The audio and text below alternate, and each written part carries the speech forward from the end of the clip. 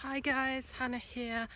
I thought today is chapter 5, day 10 in self-isolation, that I thought I would film myself just going on a walk. I'm being very socially responsible, yes, with social distancing. So I live in a village in basically the middle of nowhere. And there's enough, so I'm walking on country lanes that I think I've walked on them for a couple of years and saw one person once, which I know at the moment might be different. And I didn't actually go for a walk outside the weekend because, yeah, it was just, there are lots of people. So yeah, the last video I filmed was the flamingo one, which I filmed yesterday, which was great fun in my back garden. And look, I'm really aware that, so I only lived in the countryside for like 3 years. Before I lived in a city, Wolverhampton. So I'm kind of aware how privileged I am that I live where I live, and that I have the garden and the river at the bottom, and it's a really beautiful garden. And trust me, I really appreciate the fact that being in sort of social isolation is much easier somewhere where we are. But yeah, it's just over the weekend I noticed, and like obviously lots of people have been driving out to come for walks in the village. Like normally on a weekend I'd see literally about 4, 5, 6, maybe like 8 at the most people walk past their house like just in one day ever, because we're right on the outskirts as well. And literally yesterday, because thought, oh, I'll just go do the walk I'm doing today. Yesterday thought I'll just go for a wander after I did the filming on the flamingo. But it was literally, I don't want to over exaggerate, but during the course of like 3 hours or so, I saw about 50, 60, maybe even 70 people. Oh, there's a car coming. I knew this was going to happen as I was filming, that a car was going to come. But yeah, so I lost my train of thought. Oh wow, I really should put some makeup on. Never mind. And my hair's just gone quite straight today. There goes the car. So yeah, but yeah, just seeing that amount, and seeing a couple of groups of people together. It's like, oh, obviously not. I don't think they don't look. It looks like it was groups of friends as well. Like not that many people in a family living together. You get what I mean? Like quite a big group. And I was like, oh, and they weren't social distancing. And I was like, I understand everybody wants to be able to get outside. I completely understand that. But when you're not practicing that kind of social distancing, I just think it's. Yeah, I just kept being like, oh, do you have to be here? So yeah, that's just my little rant over. Oh, let me just quickly show you the water. Can you see that?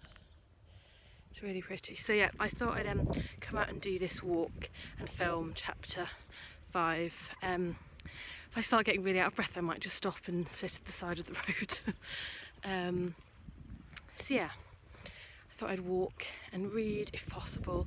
And just get outside, because I didn't actually leave back garden at all. I mean, I've really, at all the weekend, in the last 10 days, I went once to the doctor's to get my dad his prescription, and that's it. Yeah, I've done this walk, or walked over the fields, or just, I haven't walked over. There's another walk which goes kind of through the village and over into the estate opposite where you can walk through, and I just haven't, because I just know that's a much more kind of popular walk, so I've avoided that for the past 10 days as well. So yeah, that's kind of my COVID-19 coronavirus update. So, and I just realised I was feeling a bit anxious again, and how important actually exercise is for me. So I've been trying to, so for the past couple of months, I've been going swimming every twice a week, and I usually go dancing as well once a week. And I found that like the exercise is just really good mental health wise. I kind of, there are so many studies and so many people talk about the links between mental health and exercise, and I was always like, oh yeah, but never really practiced it, thought about it. So I'm really kind of missing that. So, and I'm trying, and it's such a sunny day, get out more and do some walking. So yeah, I've been feeling a bit more anxious again today. But yeah, but no, obviously I once again know how kind of privileged I am, and I think I forgot to say especially in the second video, that when I'm showing my collection of books, it's not to kind of brag or be like, oh, look what I have. But it's just about, you know, a passion of mine. I've been collecting Ethelina White books for like, oh, another car. I've been collecting Ethelina White books, oh, no, other way, for about 4 or 5 years maybe. I can't remember actually how long. I know I definitely bought, because I saw it come up on my, you know, that time hop 3 years ago, when I bought Some Must Watch 3 years ago. So, and I definitely, that wasn't the first Ethelina White I bought, so I think it's definitely probably about 4 or 5, so I've amassed them over time and bought most of them on eBay really cheaply. As I said, nobody really knows Ethelina White, and I've been into second-hand and antiquarian bookshops and asked about her, and everyone just kind of goes, who? And I say, oh, that people often know the Hitchcock film, which was actually on yesterday if you live in the UK, at like 20 to 4 on the BBC, which I watched bits of. I didn't sit and watch the full thing, so I've watched it a lot of times, and I wanted to kind of, oh god, I really am unfit to get on with some of the things. So I apologise as well how kind of like shaky this camera work is, but obviously I'm walking. Oh my god, I've completely lost my train of thought. What was I talking about? Oh yes, the book collection. So yeah, I'd go in and mention her name, and literally, oh sorry, and people, I say all the Lady Vanishes, and the response I got more than 4 or 5, 6 times was, oh, you mean Agatha Christie? And I was like, nope. She didn't write that one. I mean, that's probably what I would have assumed as well. But after sort of looking up, after doing some research and watching the film, and then being like, oh wow, I'm discovering her, and from watching the TV show, the BBC adaptation. Yeah, I just want to do a quick shout out as well. So I saw a really lovely comment yesterday evening from Nespola Designs from Italy. So if you're watching this, hello, thank you so much for your comment about kind of enjoying the video content, the fact you've read Some Must Watch, also known as The Spiral Staircase, which is with Lady Vanishes, one of my favourite Ethelina White novels. And the fact that at this time, that obviously in Italy, we've all seen the horrific news reports and what's happening, and like my heart really does go out to Italy. It's one of my favourite places, and just the most joyful, open, warm people. So yeah, I'm just, yeah, my heart's with you, and yeah, I hope you're taking care and staying safe. But yeah, thank you so much. I'm so glad this is in some way useful to you, these videos, or you enjoy them. And I noticed actually there's a few videos on YouTube about Ethelina White in Italian, and I saw something about a production, so I wonder if she's actually quite big there. So yeah, I'd really love to know in the comments. Yes. So yeah, thank you so much for reaching out, and I definitely will do more video content about the other books and kind of reviewing them to put more about my collection. Not today, because I'm literally here. But yeah, I will do. So I've already been talking for 8.5 minutes. I should get on to reading chapter 5 before I lose my breath entirely and have to stop talking. So it's going to be quite a feat to walk and read. I don't know why I came up with this idea, but I thought yesterday was so much fun filming on the Flamingo with my mom, and I didn't want to sit in my bookcase again, and I just, like I said, I haven't actually sort of walked out of my back garden. I know there's people, I know in Italy and other places where they can't, you know, they're on lockdown in their houses, and I imagine that will happen here soon as well. So I shouldn't complain. This is all, I know it's, yeah, that it's stupid by comparison, but yeah, I just felt like I just needed to walk, and I know, like, literally, I saw a car, obviously just earlier, but I'm not going to see anyone, literally. Or if I do, there's enough space where I can, you know, there's quite a few fields either side of the road, so I can just kind of go into them and just keep a safe distance. So yeah, let's get back to reading Ethelina White before my arm falls off. This is when I really need to go invest in going to the gym or something at some point when we can again. And yeah, oh, and just please do, like, Yeah, I hope you're all staying safe. Just let me know how you're getting on, and I'm going to stop ranting because I can't. I will start learning to edit it. But now this is more kind of just meant to be kind of like a relaxing thing, creating these videos, and just a bit of fun, a bit way to be creative and reach out. And so I thought, yeah, I'd combine it with a walk today because I've just finished work and I really wanted to come for a walk, but also really wanted to film a video. And I thought, well, I should just do both. So chapter 5, which is called The Night Express. So in the last chapter, chapter 4, which if you could follow on the flamingo, good for you. So is when Iris has come back to the hotel.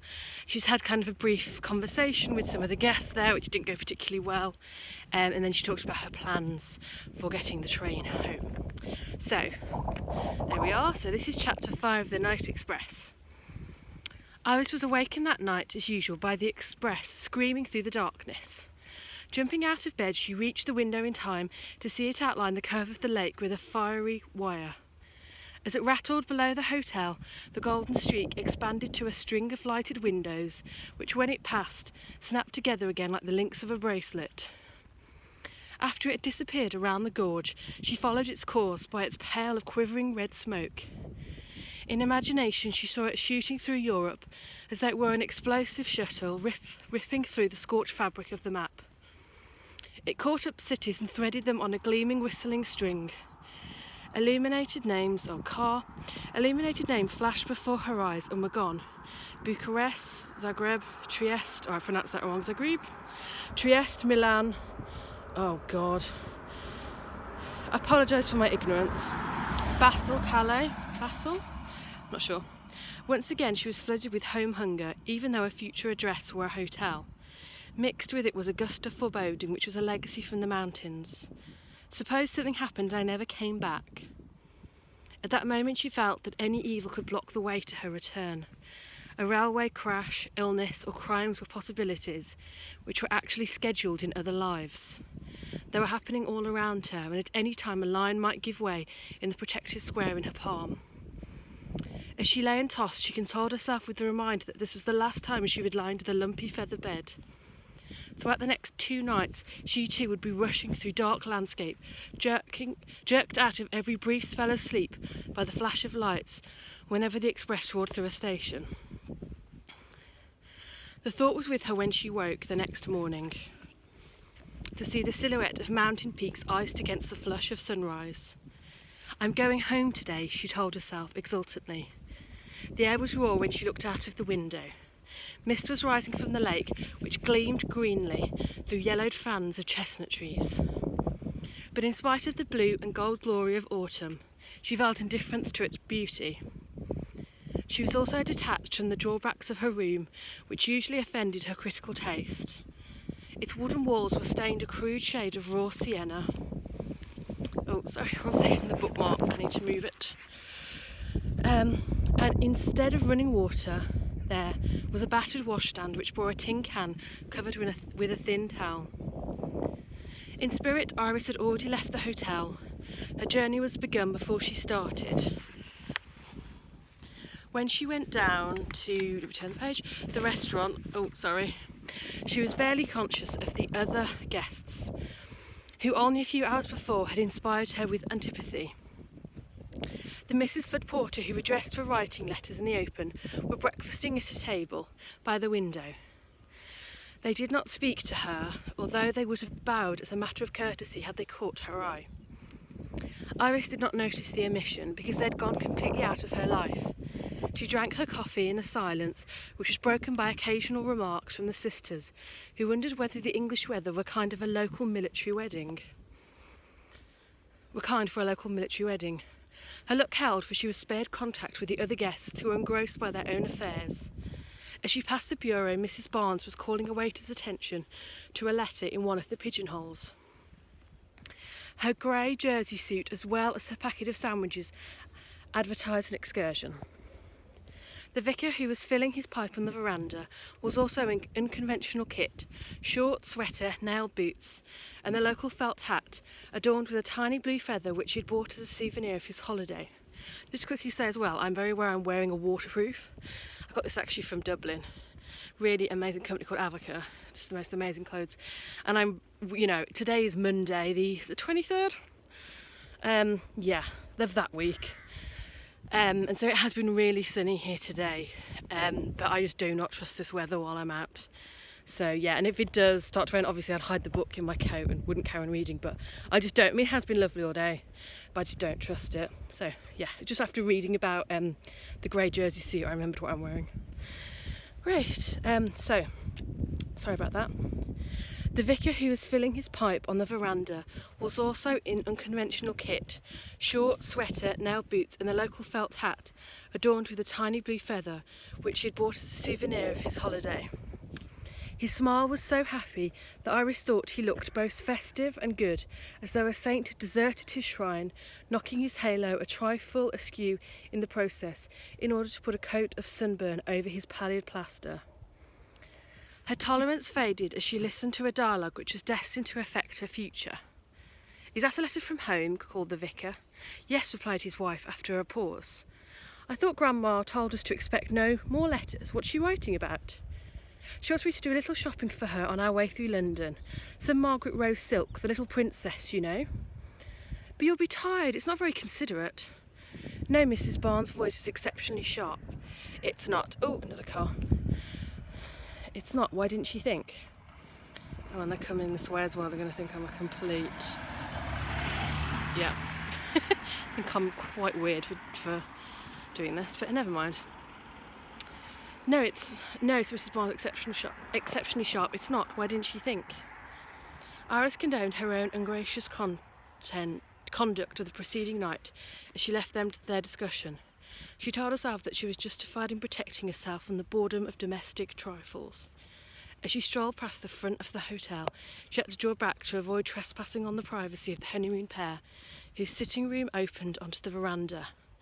They were breakfasting in the open air off rolls and fruit. The man was resplendent in a Chinese dressing gown, while his wife wore an elaborate wrapper over satin pyjamas. The Todhunters annoyed Iris because they affected her with vague discontent. She was conscious of the same unacknowledged blank when she watched a love scene played by two film stars. Theirs was passion, perfectly dressed, discreetly censored, and with the better profile presented to the camera. Just a second, I'm just going to turn this and just show you, so you can see the view over just the farm fields. So it's just so pretty. Oh, and you probably can't see me because it's too dark. Let's go this way. Okay, so I'm going to keep walking. Right, back to Iris' car. She felt a responsive thrill when the man looked into his bride's eyes. Can you see me, or am I completely... If I go straight on, I don't think you can... No. So I'm going to walk the other way, which I've never walked before, because it's kind of going in the opposite direction. There are no houses for like miles around, so it'll be fine. So I'll just walk kind of the wrong way for a bit, and then remember to turn back so I don't get lost, because we mentioned me getting lost before, but it'll be fine. I'll just turn back on myself. So yeah, just to say as well, this walk takes me like, I could go on about like, I don't walk fast, like an hour and a quarter. So I thought I'd read. It should take me over 20 minutes now, and then I'm just going to go for a walk the rest of the day, and the rest of the next hour or so. Oh, ignore me, I'm losing it. Right, so she felt a responsive thrill when the man looked into his bride's eyes with intense personal interest. "Has it been perfect?" he asked. Mrs. Todhunter knew exactly how long to pause before her reply. Yes. It was faultless timing, for he understood what she did not say. "Not perfect then," he remarked, "but darling as anything." Iris passed out of earshot while she was still slightly envious. Her own experience of love had been merely a succession of episodes which led up to the photographic farce of her engagement. The morning seemed endless, but at length it wore away. She had little to pack because, following tradition, her friends had taken the bulk of her luggage with them to save her trouble.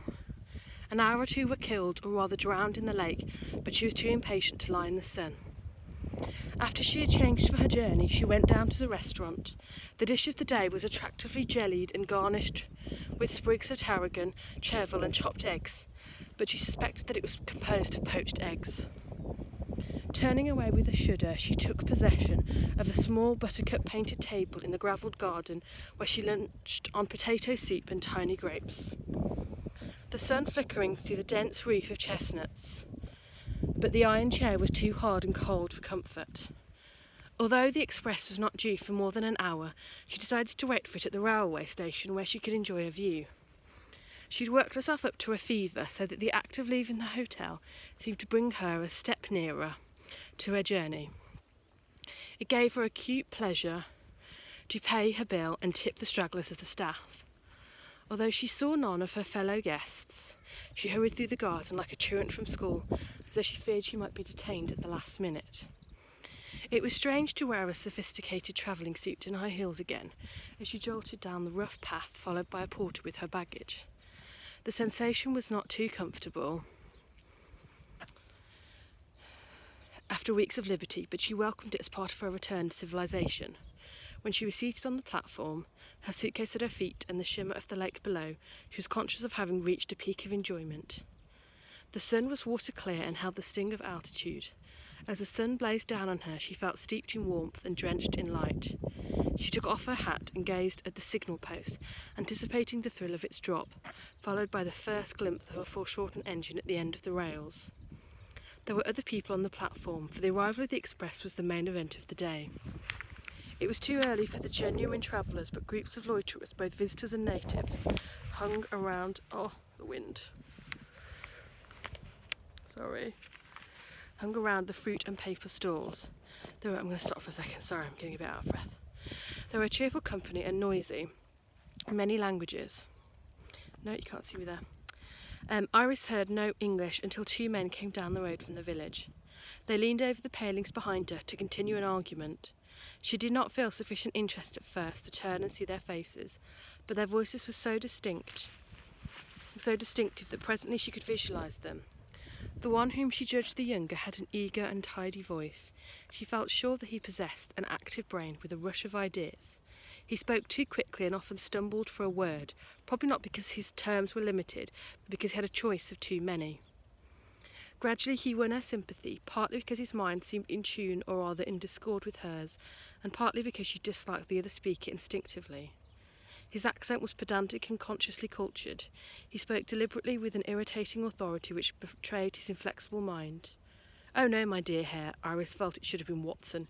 "You're abysmally wrong. It has been proved conclusively that there can be no fairer or better system of justice than trial by jury."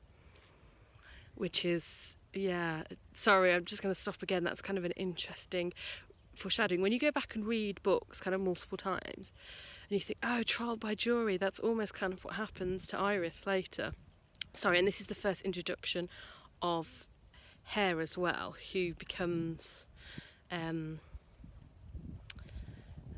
say that's sort of the romantic interest for Iris. Sorry, I shouldn't jump ahead of the book. Oh god, there's a car coming. Oh no. Okay. Sorry, I'm quite shy and just like the idea of somebody driving past. I mean, you're watching this now, but like, oh yeah, somebody's coming. I'll pull over here. Yep. Just the idea of somebody driving past is just like mortifying. I'm just seeing what you're doing, but never mind. I'll just stop here. So,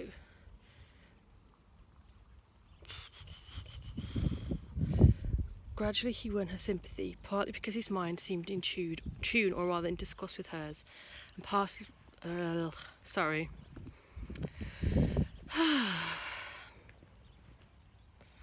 Gradually he won her sympathy, partly because his mind seemed in tune, or rather in discord with hers, and partly because she disliked the other speaker instinctively.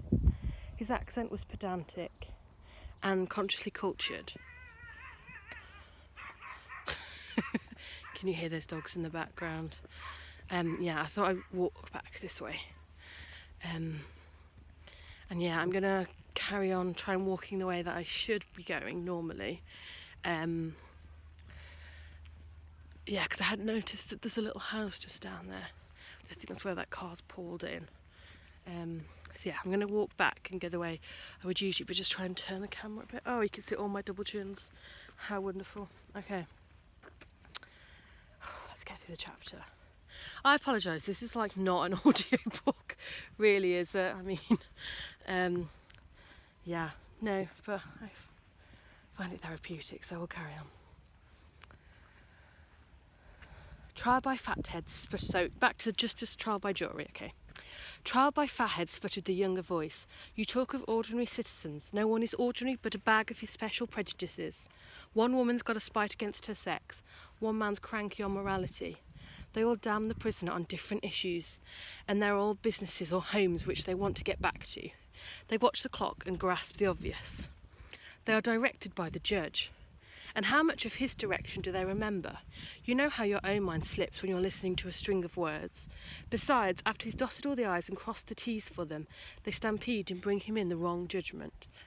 Oh, Do you know what? This has to happen when I'm filming. There's a runner who's, luckily they're on the, there's a crossroads here and there's 4 different ways you can turn. So I'm just gonna keep stepping backwards and I'm hoping, well yeah, she's coming from where I'm going, so, which is good. But yeah, of course this has to happen. It's literally the only second time ever, and I've walked this route so many times the last 3 years.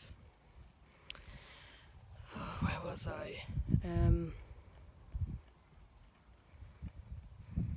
Yeah, luckily, okay, she's actually got earphones in as well, which is perfect, so she can't hear me. Okay, so she's just running down the road down there. I'm just not that energetic, so now I've given her a massive distance. Okay, so she's far ahead. Okay, cool. I'm carry on walking this way. Can't believe this is like literally, but luckily, because I was on the road opposite, we were like nowhere near each other. Okay, so let's keep going.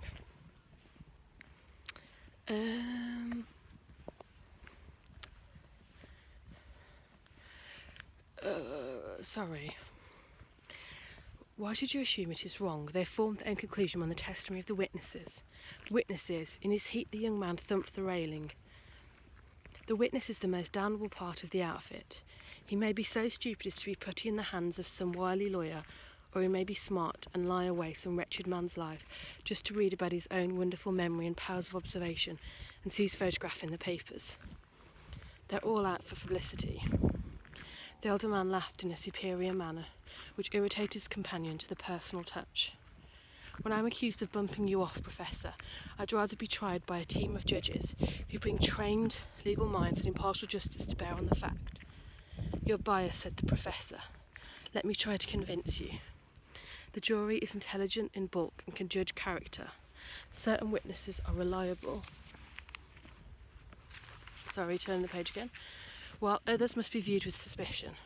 For instance, how would you describe the dark woman with the attractive lashes? Attractive? I should call her meretricious, and so would any average man of the world. Now we'll assume that she and that English lady in the Burberry are giving contrary evidence. One of the two must be telling a lie. I don't agree, it may depend on the point of view. The man in the street with his own back garden is ready to swear to lilac when he sees it, but when it goes to a botanical garden he finds it's labelled syringa. The generic name. I know, but if one honest John citizen swears syringa is right, while another swears it's mauve, you'll grant me there is an opportunity for confusion. Evidence may be like that. Haven't you wandered from my point? Asked the conventional voice. Put those two women separately in the witness box. Now which are you going to believe? In her turn, Iris compared the hypothetical witness. I'm just going to stand here for a minute because I'm very much that I'm in the sun most of the time, walking that way. So, in her turn, Iris compared the hypothetical witnesses. One was a characteristic type of country Englishwoman with an athletic figure. Oh my God, this is the worst my hair's ever looked. Stop talking about hair. And a pleasant, intelligent face. If she strode across the station as though she possessed the right of way, she used it merely as a shortcut to a legitimate goal. On the other hand, the pretty dark woman was an obvious loiterer. Her skin-tight skirt and embroidered peasant blouse might have been the holiday attire of any continental lady. But in spite of her attractive red lips and expressive eyes, Iris could not help thinking of a gypsy who had just stolen a chicken for the pot. Against her will, She had to agree with the professor, yet she felt almost vexed with the younger man when he ceased to argue because she had backed the losing side. "I see your point," he said. "The British waterproof wins every time. But Congo rubber was a bloody business, and too wholesale a belief in rubberproofing may lead to a bloody mix-up. Come and have a drink." Oh my goodness, I'm actually about to fall off my head. I might just put them on. It's a bit... no, I don't know. I don't think it's nice to be on camera too much with your sunglasses on. Yeah. I can actually see somebody's face, although I don't know how much you can actually see of me in this light. Probably not much. Okay. "Thank you. If you allow me to order it, I wish to avail myself of every opportunity of speaking the language. Wish I could forget it. It's a disgusting one, all spitting and sneezing. You lecture on modern languages, don't you? Many girl students in your class." "Yes, unfortunately." Iris was sorry when they moved away, for she'd been idly interested in their argument. The crowd on the platform had increased, although the express was not due for another 25 minutes, even if it ran to time. She had now to share her bench with others while a child squatted on her suitcase. Although spoiled by circumstances, she did not resent the intrusion. The confusion could not touch... oh, sorry, 1 second. Last page. Could not touch her because she was held by the moment. The glow of the sunshine, the green flicker of trees, the gleam of the lake, all combined to hypnotise her to a condition of stationary bliss. There was nothing to warn her of the attack. When she least expected it, the blow fell. Suddenly she felt a violent pain at the back of her neck. Almost before she realised it, the white-capped mountains rocked, the blue sky turned black, and she dropped down into darkness. So there, at the end of chapter 5 with the cliffhanger, Iris is just so she's met 2 more characters who will feature in the novel, and she's just been hit over the head. So we'll leave it there, and you can find out what happens to Iris in chapter 6. I'll try and film tomorrow, Tuesday. The problem is these videos are taking forever. Doing them on my laptop are taking forever to kind of upload to YouTube. So I started uploading yesterday, and it's still only on like 10%. So I'm hoping by tomorrow maybe. I'm hoping by Tuesday the flamingo one should be up. So with this one, hopefully by like Thursday it should be up. I think I might I don't have a stick or anything to like a selfie stick or something to put this phone onto, so I've just been holding it with my arm. So I apologise for the shakiness. I apologise for not being able to kind of probably see me that much, although that's probably a blessing. And I thought it might be nice to just come for a walk. You can just see a bit of the lovely scenery around here. I hope you're all looking after yourself. Take care. I don't know what's going to happen with Boris's press conference today or in the next few days, whether we're going to be isolated to our homes, but please do take care, please be safe. I did see that lady jogging, but kept very far away from her, and like I said, it's only the second time I've actually ever seen anybody walking up here. It's definitely much quieter today than obviously at the weekend. Take care of yourself, take care of those that you love. Just once again, thank you so much for everybody who's in the emergency services and doing such a wonderful job. Have a nice, lovely evening. I was going to say the sun is out here. Wherever you are, I hope you can, even if you can't get outdoors, just see outside into nature out of your window. It's lovely, but I do appreciate that I'm privileged to be able to do this and be able to go on these walks. I'm going to go and carry on. I've probably got about another half-hour walk. I'm going to go and soak up the sunshine, kind of soak up nature. And I think I'm just not seeing people, it's become quite normal to me, so I'm doing quite a lot of Skyping, quite a lot of WebExing through work. I'm with a couple of friends, but it's becoming quite normal. I'm quite an introvert anyway, so it's not that big a deal. No, I don't mean that. I am an introvert. I am quite social, and I love spending time with my friends. I'm one of my happiest states. So, but I've got lots of books I want to read.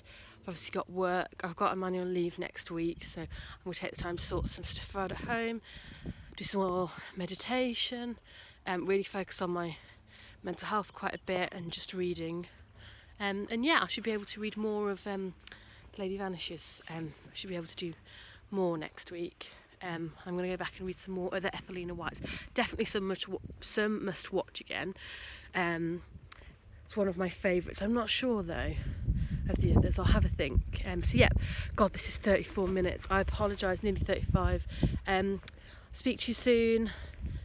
Lovely to talk to you. Bye guys, bye.